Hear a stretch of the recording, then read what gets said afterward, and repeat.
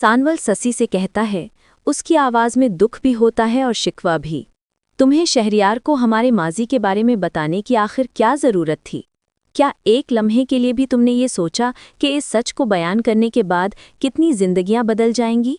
तुम्हारा निकाह हो चुका था, तुम किसी और की बीवी बन चुकी थीं, और उसके बाद हमारा रिश्ता एक पाकीज़ा हद में बंध चुका था।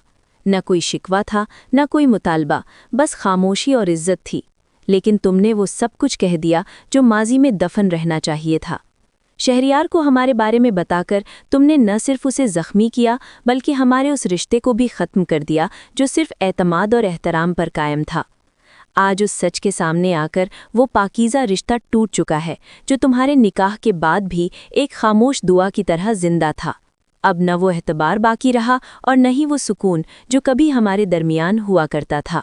सेठ टीपू गुस्से और हैरत के मिले जुले लहजे में सांवल से कहता है, आपने उस्तानी जी से ये क्यों कहा कि वो इलियार से मिले? जब रास्ते का कांटा खुद ही हट रहा था तो उसे हटने देते।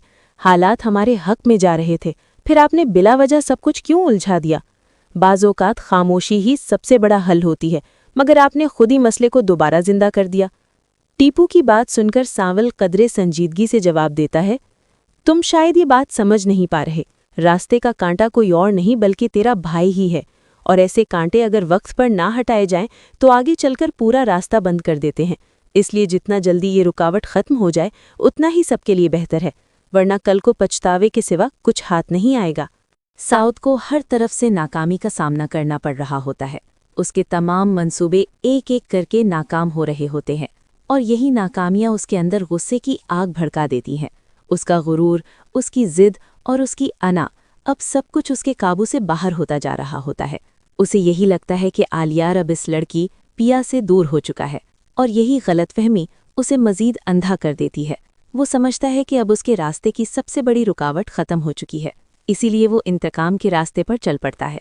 वो निसार को अपने पास बुलाता है, गुस्से से भरी ही आंखों और सख्त लहजे में उसे हुक्म देता है, पिया के खिलाफ एक वीडियो बनाओ, ऐसी वीडियो जो ये साबित कर दे कि इस लड़की ने मेरे बेटे को फंसाने की कोशिश की है। इस वीडियो को सोशल मीडिया पर वायरल कर दो, हर गली, हर मोहल्ले, हर मोबाइल स्क्रीन तक पहुंचा दो। मैं अब पिया को बदनाम करके ही रहूंगा। सेठ दाऊद के दिल में नफरत इस हद तक भर चुकी होती है कि उसे ना सच नजर आता है और ना ही इंसाफ। वो गुस्से में ये भी कहता है, इस लड़की ने मेरे खिलाफ पर्चा दर्ज करवा दिया है और अब वो मुझे बदनाम कर रही है, तो याद रखो मैं भी उसे बदनाम करके ही रहूंगा, चाहे इसके लिए मुझे किसी भी हद तक जाना पड़े।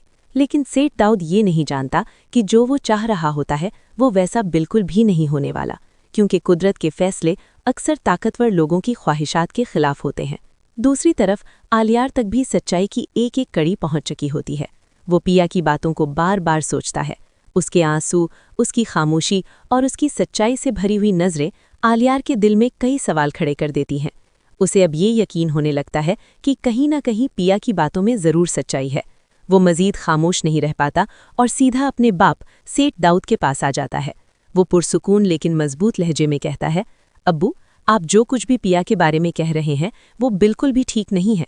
आप एक बेगुनाह लड़की को बदनाम करने की कोशिश कर रहे हैं। ये सुनकर सेठ दाऊद गुस्से से भड़क उठता है और सख्त आवाज़ में कहता है, पिया ने तुम्हें बहका लिया है, इसीलिए तुम उसकी तरफदारी कर रहे हो। लेकिन आलियार अब कमज़ोर नहीं रहता। वो अपने बाप की आंखों में आंखें डालकर कहता है, नहीं अब्बू, पिया ने मुझे बिल्कुल भी नहीं बहकाया। सच्चाई खुद बोलती है और मोहब्बत पर किसी का जोर नहीं चलता।